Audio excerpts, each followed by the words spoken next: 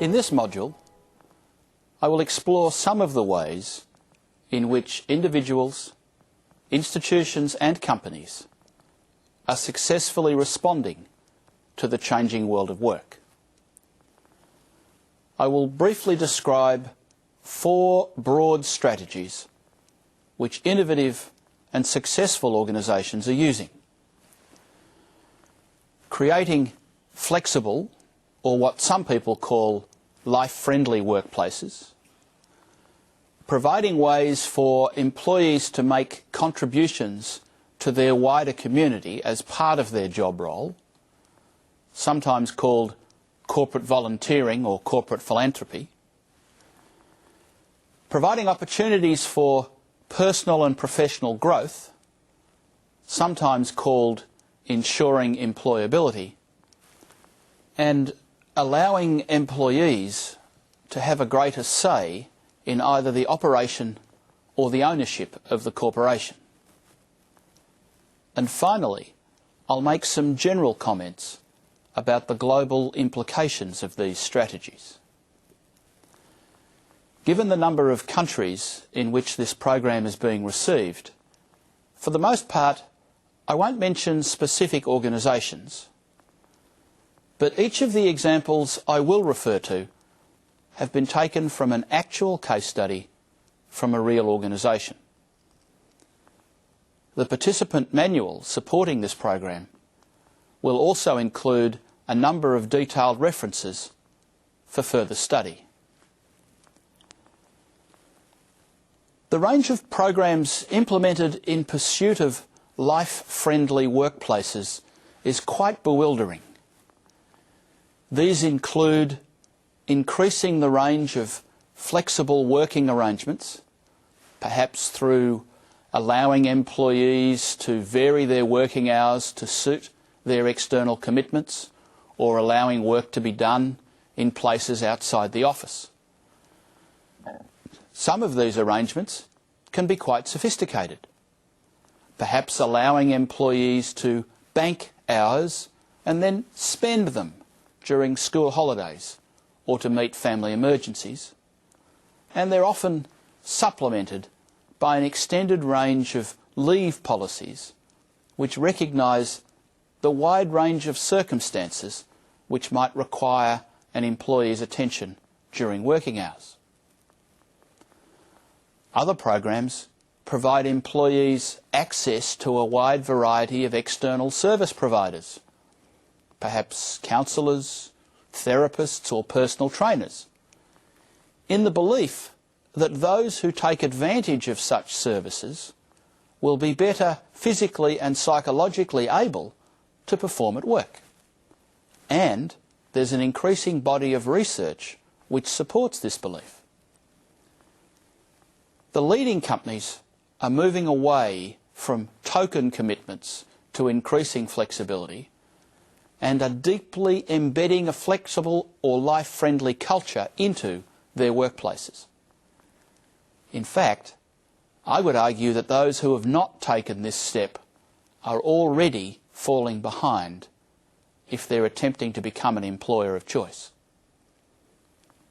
Increasingly, the sort of Taylorist inflexibility which characterised workplaces in the 20th century is disappearing. The next phase of strategies to which enlightened companies are increasingly turning in order to remain competitive in the changing world of work involve creating and nurturing links with the communities, both in which the business operates and within which the employees live. These strategies have a number of names: corporate citizenship or social responsibility, community partnership or capacity building, even corporate volunteering or philanthropy. But what they all have in common is a recognition that business is but a part of the wider society, and that businesses which are better connected with the wider community are more successful and profitable than those who aren't.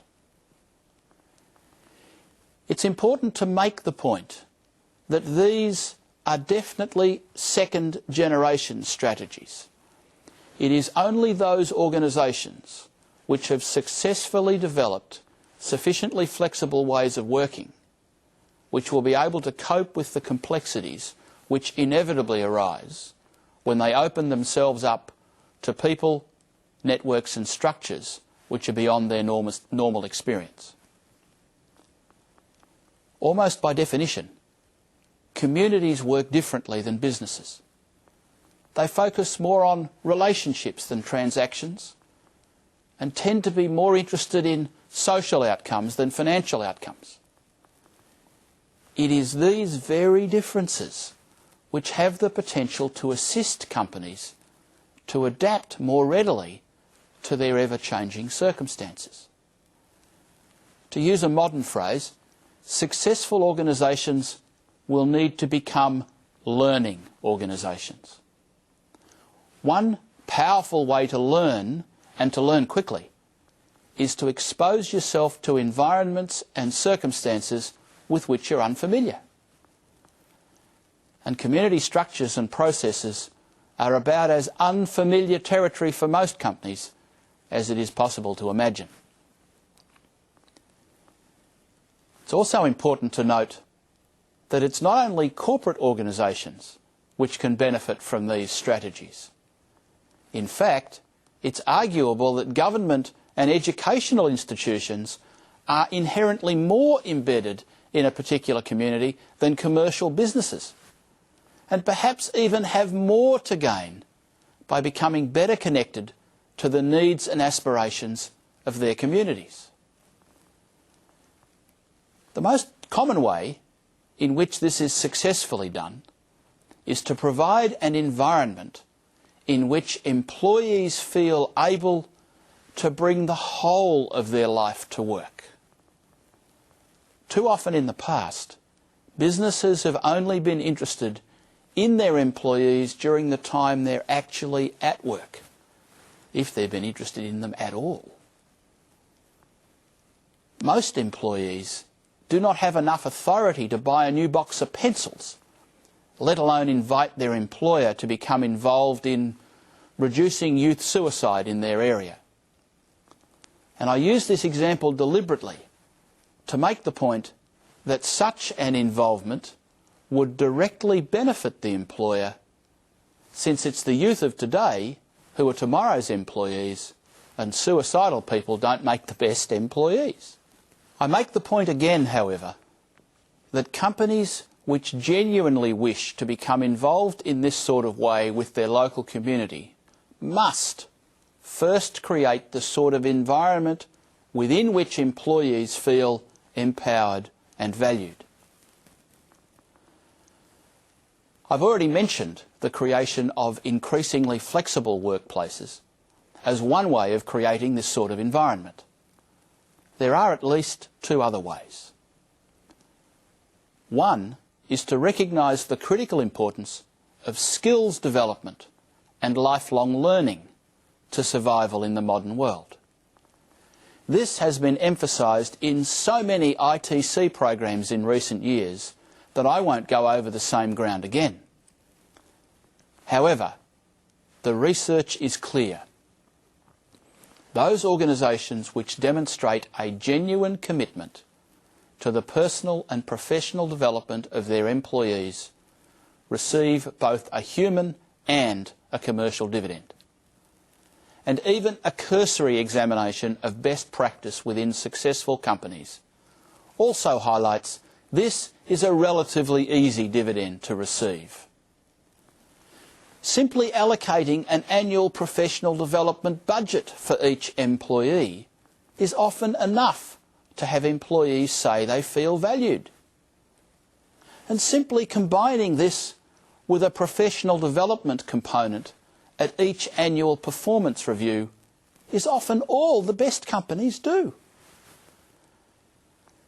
Some companies have attempted to build large learning infrastructures inside the organisation. And there are certainly examples where this has been very successful, both in attracting and retaining employees. But this is by no means essential. as is so often the case, huge benefits can be achieved through very simple but sincere programs. Given the explosion of information technology in virtually every country around the world, professional development is an area in which so-called e-learning is having a significant impact. Huge amounts of effort and money have been invested over recent years in e-learning by governments, corporations and private providers.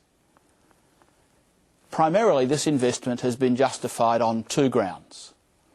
First, that it costs less to teach using e-learning, and second, that such learning can be more efficient and effective. I must admit, I have my doubts, though experience does suggest that these claims are partially true. Reducing the human costs associated with learning can have significant benefits. For example, important information can be presented consistently and comprehensively. Learners can work at their own pace and with as much repetition as they need. And human errors and biases can be minimised. However, there are also significant limitations. In an increasingly chaotic and uncertain world, learning involves much more than memorising facts and figures. And it's much harder to effectively teach thinking and problem-solving skills through e-learning techniques. The most successful strategies I've seen combine e-learning with face-to-face sessions, just as the ITC does with its programs. The last strategy I'd like to briefly mention concerns involving employees in the ownership of the company itself. Many countries of the world have embarked on programs designed to increase the percentage of the population which owns shares in the country's corporations. In my home country, Australia, over 20% of the population now owns shares. These programs have been justified on a number of grounds, including improving the efficiency of the share market and helping ordinary people understand the way the corporate world operates. Some companies have built on these programs to encourage employees to directly own shares in their own company, something many people already do indirectly through their superannuation and pension plans. These plans have typically only been available to senior executives whose remuneration plans have included shares as a way of tying them to the longer performance of the company. But there's ample research evidence that the more employees feel they have an ownership stake in their company, the greater their commitment, both in terms of the length of employment and their performance at work. And many companies now pay bonuses to employees in the form of shares issued, or permit employees to buy shares through payroll deduction schemes, often at a discount, or even to borrow money to buy shares. Others, like the Mondragon Cooperative Corporation in Spain, to which I've referred in other programs, have been owned by their employees for more than 50 years and are steadily growing bigger. Others have become employee-owned through the many management buyouts which have occurred in recent years, and still others have evolved employee ownership models as they've grown larger. I should also point out that there is plenty of evidence that employee ownership is no guarantee of success. Management buyouts regularly fail, and employees can be just as fickle and short-term focused as any other investor. One thing is unambiguously clear. Organisations which do not look closely at the changing world of work and adopt strategies which take advantage of these changes will not survive. As some wise person once said, even if you're on the right track, if you just sit still, you'll be run over by the train. Finally, I'd like to return to a point I made much earlier on in this program. It is unarguably true that the world simply does not need as many employees as it once did to make the stuff we use every day. Technological development means that much of what once had to be done by human beings can now be done cheaply and reliably automated. This is simply the continuation of a long trend. At the turn of the 20th century, nearly 2/3 of workers were involved in agriculture. In Australia, a century later, fewer than 5% of employees work in agriculture. Another way of looking at this trend is that human beings have a long history of outsourcing to others things we once did for ourselves. At each stage of our development, as we have better understood how the world works, we've used this knowledge to reduce the amount of time we've spent providing for our own needs.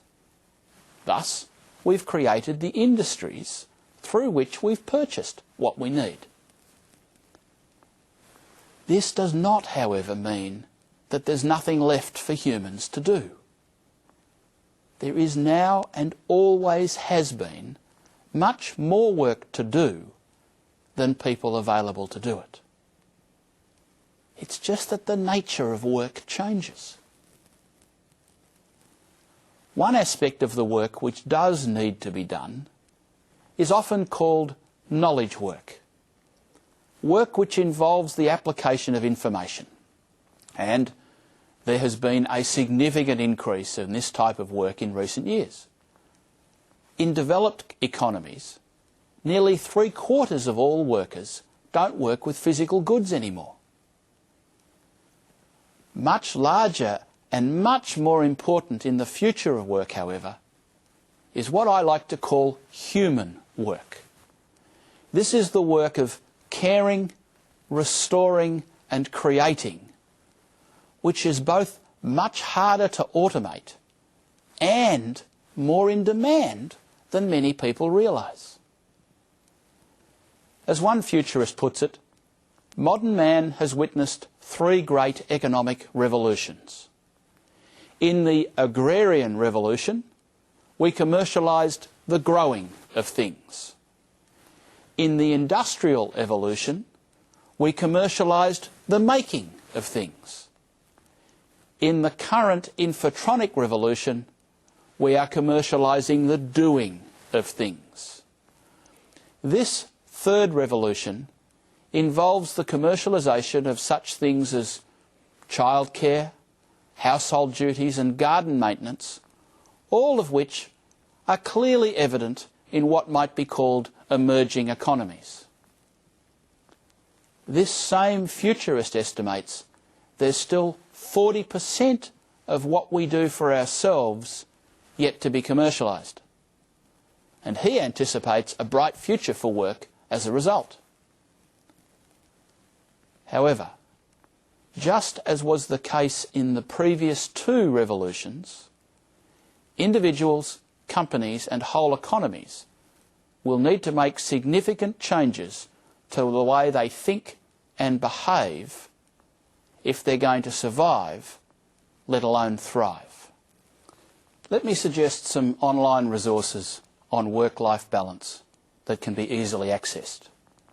First, www.aboutfamilylife.org.sc, which is the Singapore Family Friendly Employer Award, formerly known as the Family Friendly Firm Award.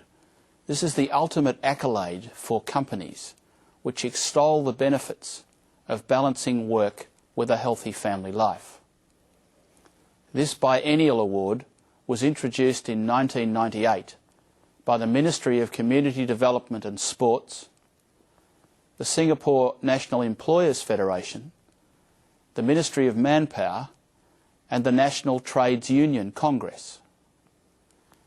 The award confers recognition upon companies which promote pro-family efforts and encourages the introduction of innovative pro-family practices and policies for their employees.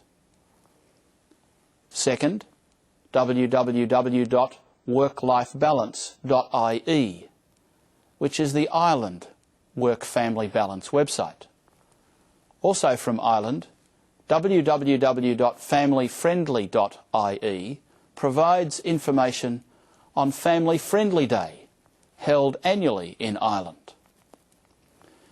In the UK, www.flexibility.co.uk is the Flexibility Limited website in the United Kingdom and focuses specifically on issues for fathers. Also, www.employersforwork-life-balance.org.uk is a website produced by the Work Foundation in the United Kingdom, which provides a variety of case studies and policy proposals. In Australia, www.actu.asn.au is part of the website of the main body for trade unions in Australia. And www.unlimited.co.nz is a newspaper article published in New Zealand in 2000, listing the family-friendly initiatives of the best employers in that country. And finally, the website of the Mondragon Cooperative Corporations is www.mondragon.mcc.es. I hope that some of the thoughts and messages I've put forward in this program will help us all cope better in what are challenging times. I invite you to practice them and to improve the quality and productivity of your workplace and of your lives. Thank you.